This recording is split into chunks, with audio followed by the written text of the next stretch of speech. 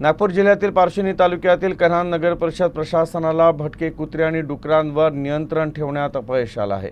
धक्कादायक बाब म्हणजे कन्हान शहरात भटक्या जनावरांनी अवघ्या 31 दिवसात 90 नागरिकांना चावा घेतला आहे। कन्हान नगर परिषद प्रशासनानं कुत्रे आणि डुकरांना पकडण्याचं काम एका खासगी संस्थेला दिलं होतं। मात्र या संस्थेनं किती कुत्रे आणि डुकरं पकडलीत याची फाईल कन्हान नगर परिषद कार्यालयातून गहाळ झाली आहे। तर दुसरीकडे सूत्रांनी दिलेल्या माहितीनुसार 1 एप्रिल 2025 ते 1 मे 2025 दरम्यान भटक्या कुत्र्यांनी आणि जनावरांनी आतापर्यंत 90 नागरिकांना आपला बळी बनवला आहे।